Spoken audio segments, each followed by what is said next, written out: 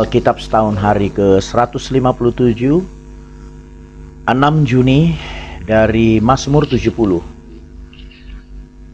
Untuk pemimpin biduan dari Daud pada waktu mempersembahkan korban peringatan.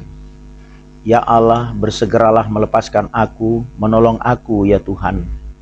Biarlah mendapat malu dan tersipu-sipu mereka yang ingin mencabut nyawaku. Biarlah mundur dan kena noda mereka yang mengingini kecelakaanku. Biarlah berbalik karena malu mereka yang mengatakan syukur, syukur. Biarlah bergirang dan bersukacita karena Engkau semua orang yang mencari Engkau. Biarlah mereka yang mencintai keselamatan daripadamu selalu berkata, Allah itu besar. Tetapi aku ini sengsara dan miskin, ya Allah segeralah datang. Engkaulah yang menolong aku dan meluputkan aku, ya Tuhan, janganlah lambat datang. Dari Kisah Para Rasul 3. Pada suatu hari menjelang waktu sembayang, yaitu pukul 3 petang, naiklah Petrus dan Yohanes ke bait Allah. Di situ ada seorang laki-laki yang lumpuh sejak lahirnya sehingga ia harus diusung. Tiap-tiap hari orang itu diletakkan dekat pintu gerbang bait Allah yang bernama Gerbang Indah, untuk meminta sedekah kepada orang yang masuk ke bait Allah. Ketika orang itu melihat bahwa Petrus dan Yohanes hendak masuk ke bait Allah, ia meminta sedekah. Mereka menatap dia, dan Petrus berkata, lihatlah kepada kami. Lalu orang itu menatap mereka dengan harapan akan mendapat sesuatu dari mereka. Tetapi Petrus berkata, emas dan perak tidak ada padaku, tetapi apa yang kupunyai kuberikan kepadamu. Demi nama Yesus Kristus orang Nazaret itu, berjalanlah. Lalu ia memegang tangan kanan orang itu dan membantu dia berdiri. Seketika itu juga kuatlah kaki dan mata kaki orang itu. Ia melonjak berdiri lalu berjalan kian kemari dan mengikuti mereka ke dalam bait Allah, berjalan dan melompat-lompat serta memuji Allah. Seluruh rakyat itu melihat dia berjalan sambil memuji Allah. Lalu mereka mengenal dia sebagai orang yang biasanya duduk meminta sedekah di gerbang indah bait Allah, sehingga mereka takjub dan tercengang tentang apa yang telah terjadi padanya. Karena orang itu tetap mengikuti Petrus dan Yohanes, maka seluruh orang banyak yang sangat keheranan itu datang mengerumuni mereka di serambi yang disebut Serambi Salomo. Petrus melihat orang banyak itu lalu berkata, hai orang Israel, mengapa kamu heran tentang kejadian itu? Dan mengapa kamu menatap kami seolah-olah kami membuat orang ini berjalan karena kuasa atau kesalahan kami sendiri? Allah Abraham, Ishak dan Yakub, Allah nenek moyang kita telah memuliakan hambanya, yaitu Yesus yang kami serahkan dan yang kamu serahkan dan tolak di depan Pilatus. Walaupun Pilatus berpendapat bahwa ia harus dilepaskan, tetapi kamu telah menolak yang kudus dan benar, serta menghendaki seorang pembunuh sebagai hadiahmu. Demikianlah ia, pemimpin kepada hidup, telah kamu bunuh, tetapi Allah telah membangkitkan dia dari antara orang mati. Tentang hal itu kami adalah saksi. Dan karena kepercayaan dalam nama Yesus, maka nama itu telah menguatkan orang yang kamu lihat dan kamu kenal ini. Dan kepercayaan itu telah memberi kesembuhan kepada orang ini di depan kamu semua. Hai saudara-saudara, aku tahu bahwa kamu telah berbuat demikian karena ketidaktahuan, sama seperti semua pemimpin kamu. Tetapi dengan jalan demikian Allah telah menggenapi apa yang telah difirmankannya dahulu dengan perantaran nabi-nabinya, yaitu bahwa Mesias yang diutusnya harus menderita. Karena itu sadarlah dan bertobatlah supaya dosamu dihapuskan, agar Tuhan mendatangkan waktu kelegaan dan mengutus Yesus yang dari semula diuntukkan bagimu sebagai Kristus. Kristus itu harus tinggal di sorga sampai waktu pemulihan segala sesuatu, seperti yang difirmankan Allah dengan perantaran nabi-nabinya yang kudus di zaman dahulu. Bukankah telah dikatakan Musa, Tuhan Allah akan membangkitkan bagimu seorang nabi dari antara saudara-saudaramu, sama seperti aku. Dengarkanlah dia dalam segala sesuatu yang akan dikatakannya kepadamu. Dan akan terjadi bahwa semua orang yang tidak mendengarkan nabi itu akan dibasmi dari umat kita. Dan semua nabi yang pernah berbicara mulai dari Samuel dan sesudah dia telah bernubuat tentang zaman ini. Kamulah yang mewarisi nubuat-nubuat itu dan mendapat bagian dalam perjanjian yang telah diadakan Allah dengan nenek moyang kita. Ketika ia berfirman kepada Abraham, Oleh keturunanmu semua bangsa di muka bumi akan diberkati, dan bagi kamulah pertama-tama Allah membangkitkan hambanya dan mengutusnya kepada kamu, supaya ia memberkati kamu dengan memimpin kamu masing-masing kembali dari segala kejahatanmu. 2 Samuel 9 hingga 10 ayat 19. Berkatalah Daud, masih adakah orang yang tinggal dari keluarga Saul? Maka aku akan menunjukkan kasihku kepadanya oleh karena Yonatan. Adapun keluarga Saul mempunyai seorang hamba yang bernama Ziba. Ia dipanggil menghadap Daud.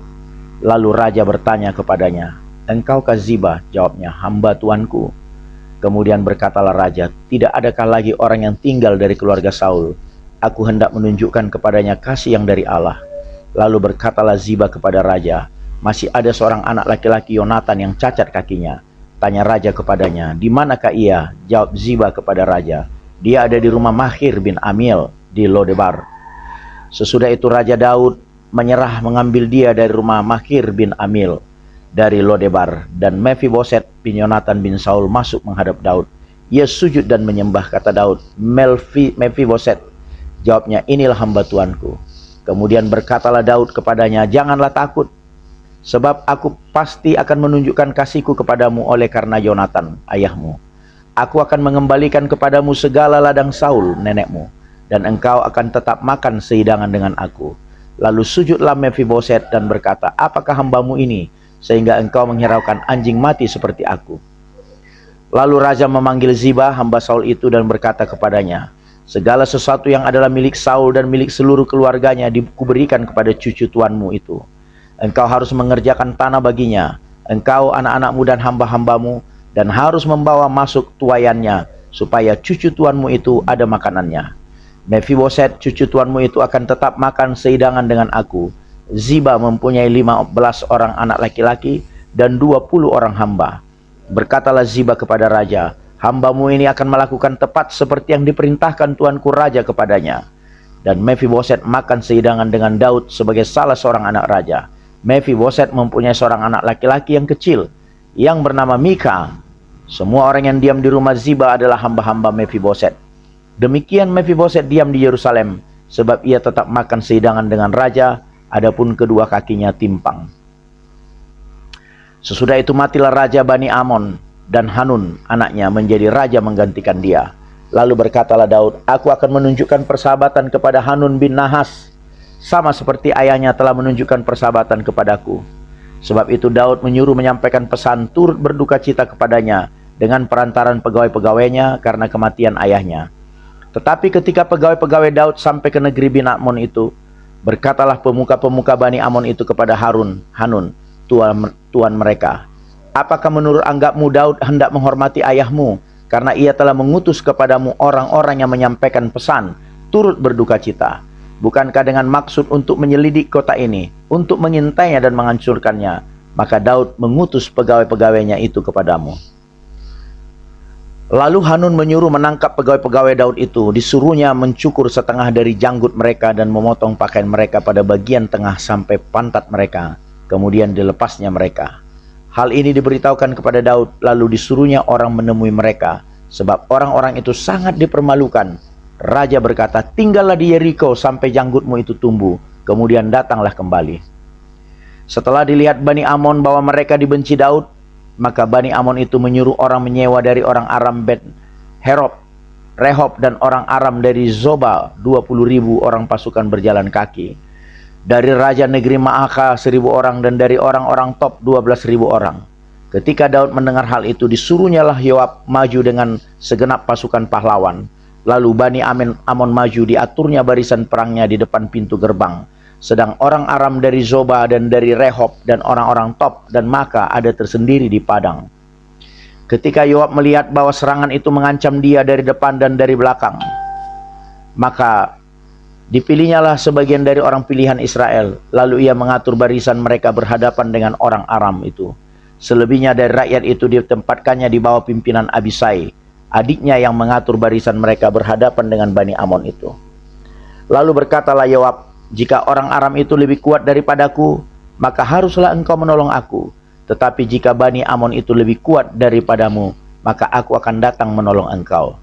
Kuatkanlah hatimu dan marilah kita menguatkan hati untuk bangsa kita dan untuk kota-kota Allah kita.